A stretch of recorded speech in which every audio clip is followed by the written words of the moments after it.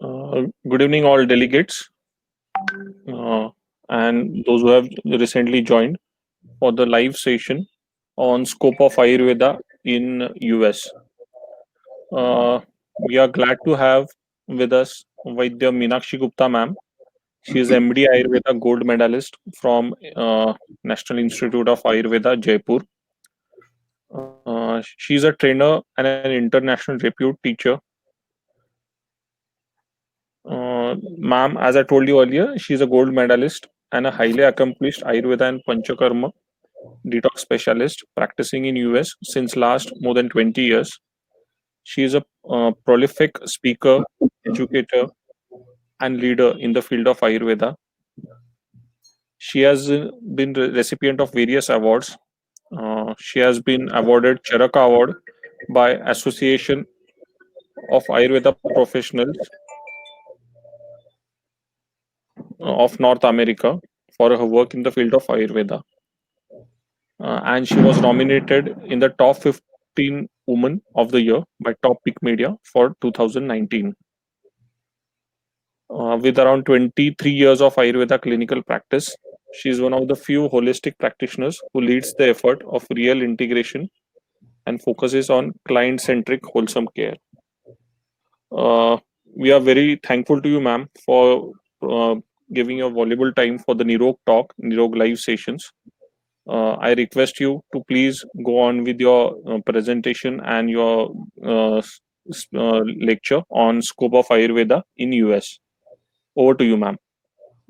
Thank you so much, Dr. Anirudh. Namaskar, everyone. First of all, very happy Ganesh Chaturthi to all who are celebrating. So today my topic is scope of Ayurveda in USA. So there is a lot of globalization is still happening in the field of Ayurveda. Ayurveda, as we all know, that it is the oldest system of medicine in the world, and it's been existing since the creation of the universe. We say that 5,000-year-old Indian system of medicine. So as the India had made trade relations with various countries, and Indian traditions, cultures, civilizations, and medicines influence the people of the other countries. And that is how the popularity of the Ayurveda spread in various different parts of the world. The popularity of Ayurveda is increasing day by day all over the world, along with associate science like yoga, naturopath. But still, Ayurveda falls under the category of alternative healthcare or the complementary medicine. So if we see the global Ayurveda, so there are various institutes and new institute also coming day by day. European Institute of Vedic Studies, which is established by Athray Smith.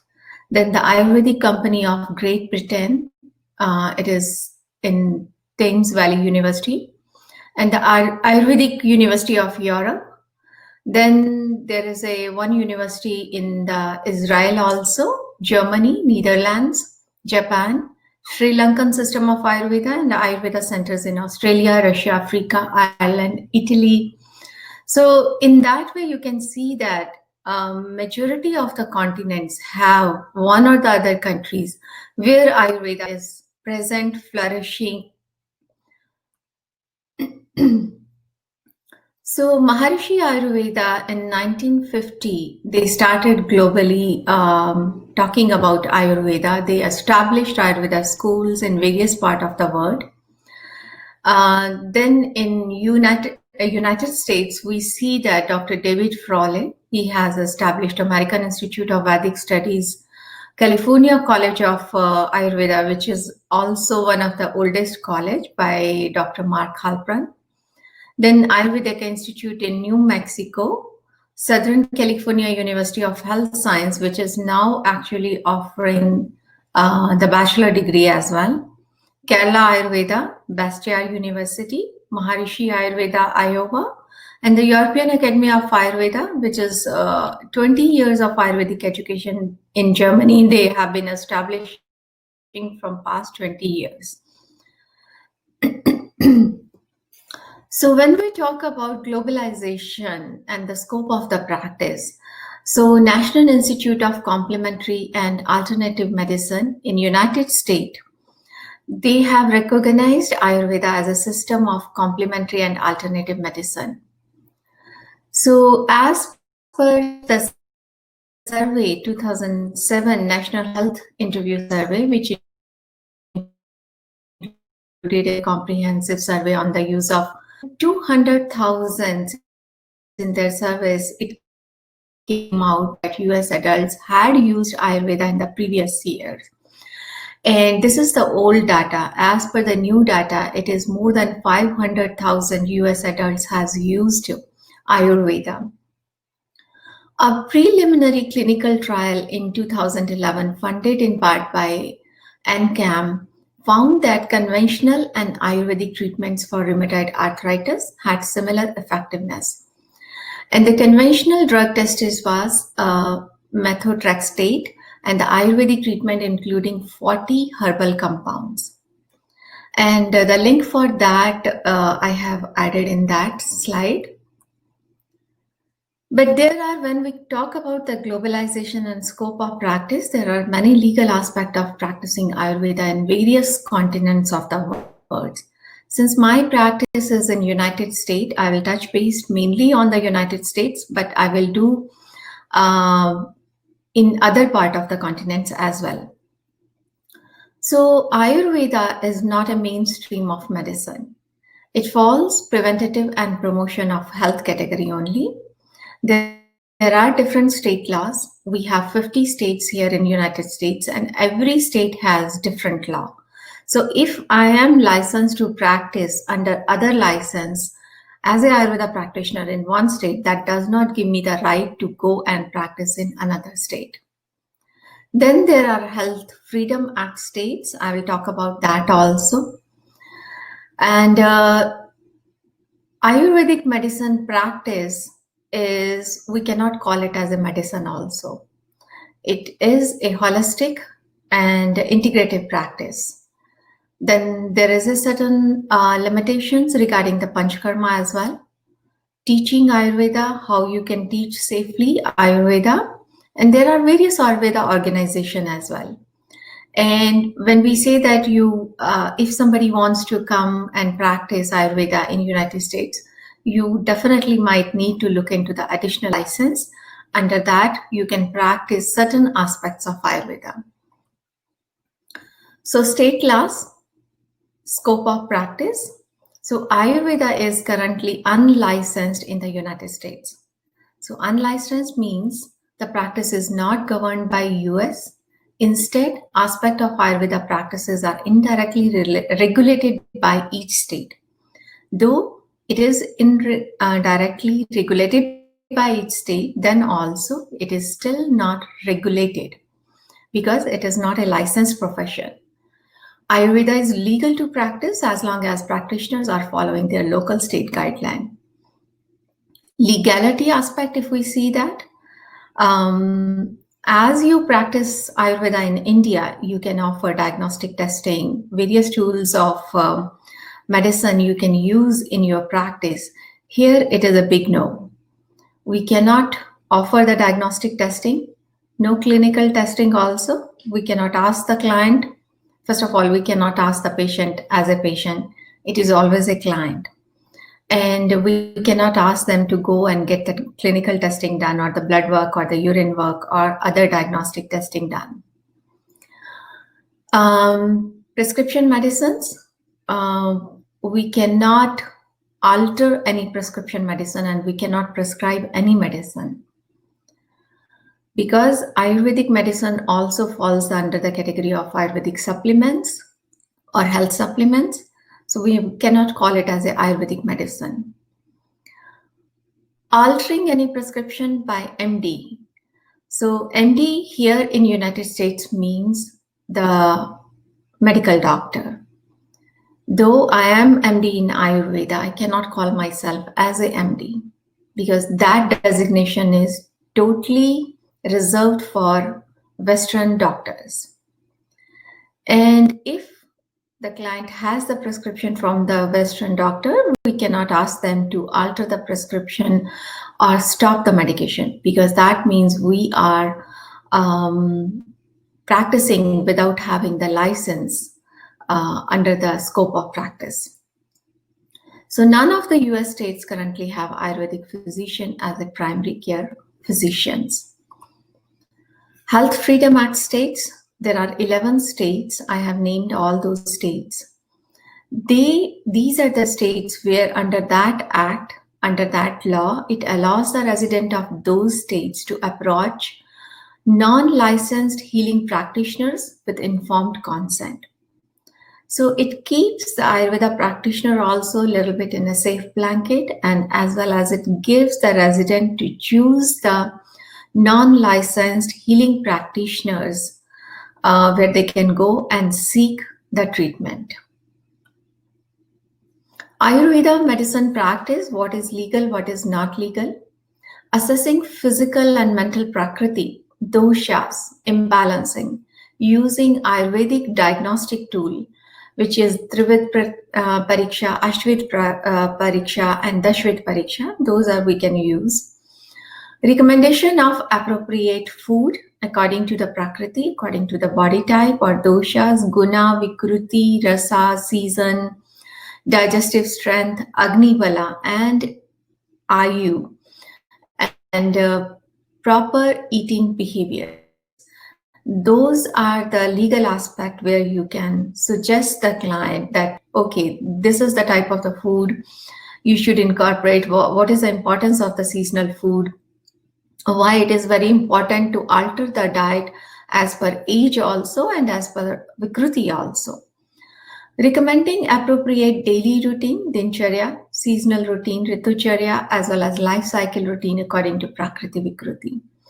So the core concepts of Ayurveda we can practice, and that falls under the category of within our scope of practice.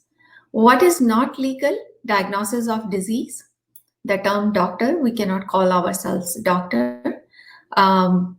Anyway, I always love to call myself as a Vaidya, and I'm very proud of that. So the term doctor also is not legal, cannot act in the capacity of licensed healthcare physician and provide a diagnosis of the disease using common Western terminology. So for example, if somebody has the acidity and you know that the client is having a GERD, gastroesophageal reflux disease, you might want to use the terminology Amlapith instead of writing it up as a GERD. Cannot invade the body or perform any other procedures that penetrate the skin or any other orifice of the body. So if you look into this term, that cannot invade the body or perform any other procedure. So that means the core concepts of Panchkarma, Nasyam, Basti treatment, that is a big no here. Use of Rasa Aushadhi, no metallic or herbometallic compounds, only the proper Ayurvedic herbs. That also we have certain limitations. We can utilize those herbs here. Perform Panchkarma, as I said, rules allowed within the scope of practice, and that also need the additional license. So additional license means I will talk about how the Panchkarma also falls under the category of different license. Panchkarma is a license to touch. It refers to regulation for profession which involves physical contact with the clients. So having said that means that to perform the Panchkarma, a person has to have the additional license, massage therapist license. And these regulations are governed by each individual state in the United States. Panchkarma involves a variety of bodywork therapies, some of which involve physical contact and some which do not. And for massage therapy license also, every state has different laws and different hours of education. And if you want to open the Panchkarma Center, there is a couple of possibilities. Either you get the license by yourself or hire a trained licensed therapist. Internal cleansing, as I said, Basti treatment is a big no. Nasyam is a big no. woman virajana also, as per law, we cannot do that. So there is a very limitations when it comes to the Panchakarma. Ayurveda teaching in most states, schools require state approval to approach to operate. State approval is based on financial stability and professional operation. But yes, most of the Ayurveda doctors here, they prefer to go for a teaching because that is where the laws are a little liberal and you can safely practice Ayurveda. There are various organizations in United States. One is NAMA, National Ayurvedic Medical Association, and APNA, Association of Ayurvedic Professionals of North America. These are the two main organizations. Otherwise, state-wise also, California Ayurvedic Association, Council of Ayurveda Research. So there are various other organizations also, but I have added two main organizations who are having a large number of, I would say that the members in their association, and they conduct various conferences on regular basis. Now comes to the Canada. In Canada, Council of Ayurveda Practitioners, International Council of Ayurveda Physician Incorporation is registered under the Government of Canada. Recently, there is another association in 2017, Ayurvedic Association of Canada also. So in Canada also, there are certain limitations for the Ayurvedic medicines and the way you practice Ayurveda. Still, there also, it is not a licensed profession. Europe and other countries, alternative medicine is again increasingly popular, especially in German-speaking areas of Europe. In several European countries, for example, Italy, UK, Germany, doctors, actually the Western doctors can now study Ayurvedic medicines within the framework of postgraduate medical education recognized by medical councils and university. And there is a first comprehensive European research project on Ayurvedic medicine. Internationally controlled and multi-center study on the effectiveness of Ayurvedic medicines in the treatment of osteoarthritis of the knee. And this project is conducted by Charité Medical University Berlin, supported by CCRS of the Indian Ministry of Health. In Europe also, in the beginning, Ayurveda was famous as a deep relaxing wellness therapies. But today it has recognized a complementary system of medicine and has reached the threshold of entering into the realm of evidence-based science. So now you can see acceptance regarding the Ayurveda education and Ayurveda doctors, the way they practice, is now being accepted worldwide. But the real truth, many countries do not recognize Ayurveda as a system of medicine. Ayurvedic medicines also does not count as a Ayurvedic medicine, health supplements. There is a involvement of WHO, Government of India and Ayush to promote the Ayurveda in various parts of the world. A lot of funding also they have given to various organizations to promote the Ayurveda in various parts of the continents. So that's how the Ayurveda, the scope of Ayurveda is different for every different country. Especially in USA, it varies from state to state also. And there are certain things which we can do as a part of within our scope of practice as Ayurveda practitioners. And there are certain things, as I said, that are like a Panchakarma, there are certain limitations within our scope of practice where we cannot practice everything the way we used to practice in India. So this is the end of my presentation, but I would like to a little bit introduce regarding the Council for Ayurveda Research. We are conducting a online research summit, COVID-19 Lessons and Emerging Strategies in Ayurveda. The dates for this summit is September 25th to September 27th, and we have more than 25 eminent speakers globally from all over the world for this summit. And the registration is now open in United States, Canada, and India. And if you want to have more information, www.ayurvedaresearchusa.org is the website. And there is a Facebook page also for the event page also. All the links I have added into that. For students and for the Ayurveda physicians, this is going to be a really fruitful summit because all the speakers who are presenting, they are bringing the case studies and their own experience when it is coming to COVID-19. So please join and purchase the ticket. And there is a discounted sale also going on for purchasing the tickets. Thank you so much. Thank you very much, ma'am, for your detailed information about legalities, how to practice in US, what norms we need to follow. Moving on, we have Yes, few please. questions. Yeah. First question is about can we practice leech No, therapy in leech USA? therapy is Is it not legal? legal in USA. Nobody practice leech therapy.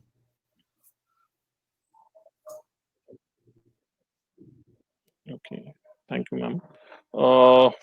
Regarding the registration for summit, is there any link that you can share Yes, for you can the go to the registration of the website summit? www.ayurvedaresearch.org. And also, if you will, on the Facebook Council of Ayurveda Research, there is an event page. There also, the link to the tickets is available.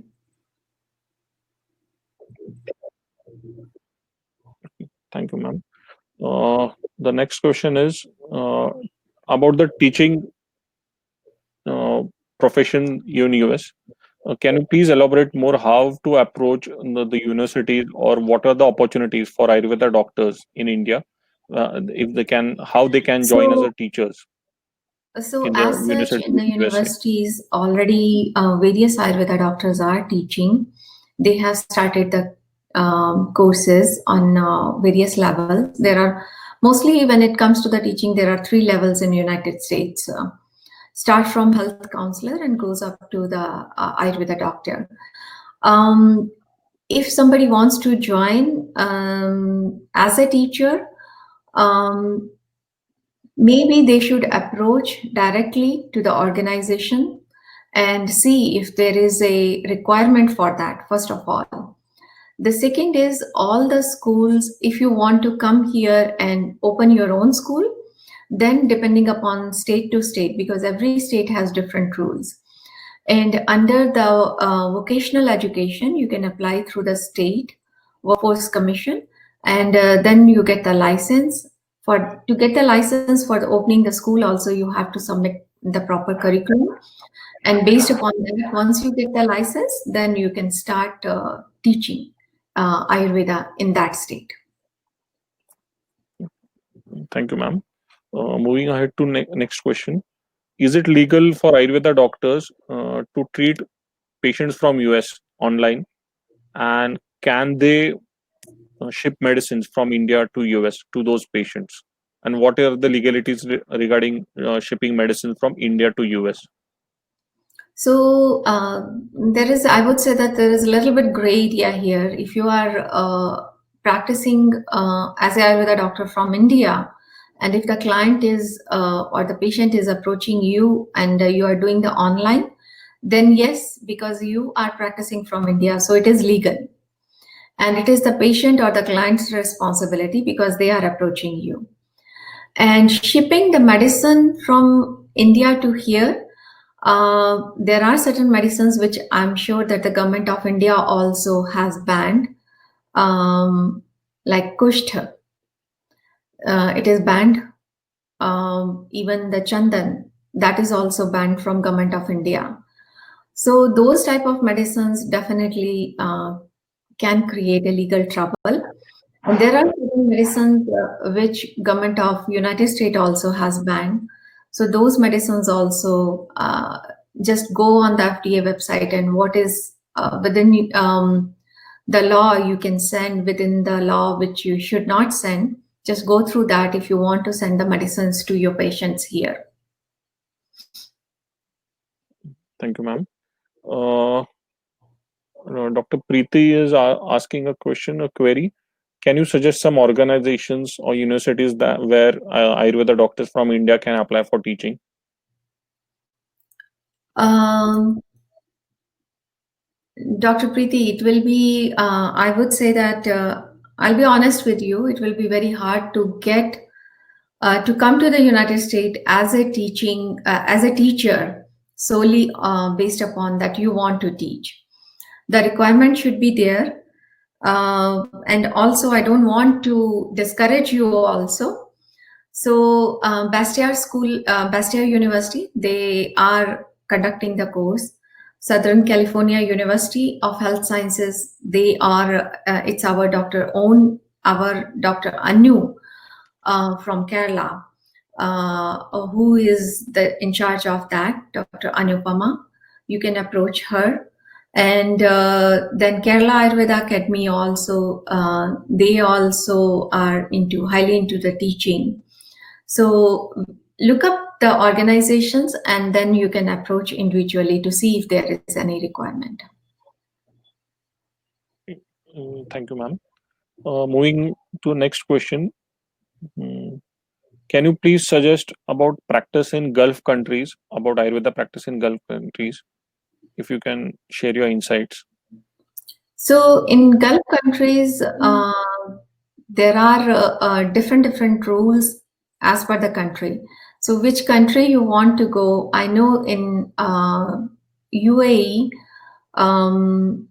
there are certain countries which approve actually the Ayurveda practitioners or Ayurveda doctor as a doctor, and they can practice within certain scope of practice after taking the exam over there.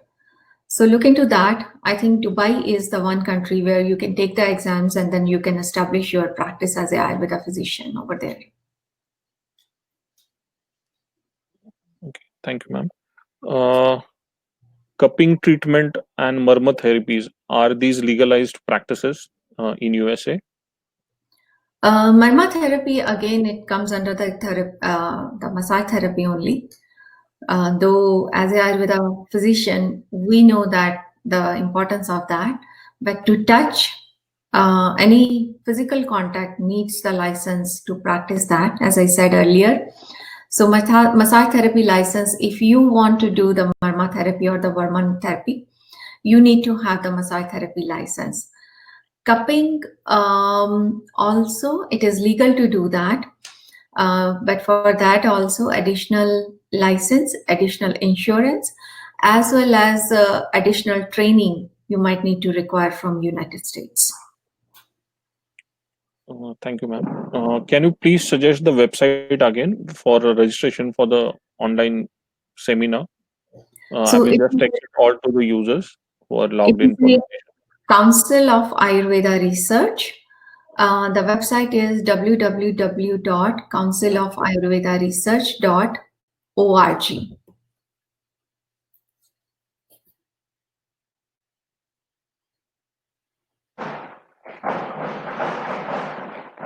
Thank you, ma'am. So there you can actually register. Right now it is an early bird discount going on, and the pricing is also very nominal for the students as well as members. If you become a member, then the pricing are more lesser. And we encourage everybody to join as a member, because there is a lot of things which you can gain: how to practice Ayurveda, how to incorporate Ayurveda on day-to-day basis, what research is going on in different continents of the world. So in that way, being a member, it will give you more benefits. Thanks for the update, ma'am. I think we have done with all the queries that have been asked by the delegates. I will request you to, ma'am, please conclude the today's session. Thank you so much. Thank you, Nirog Street, for giving me the opportunity. And if somebody has additional questions, please share it. You can even email, and you can post it under this talk also on the Facebook. I'll try to answer as much as I can. Thank you once again. Thank you, ma'am. Thank you for your time and thank you for your valuable insights.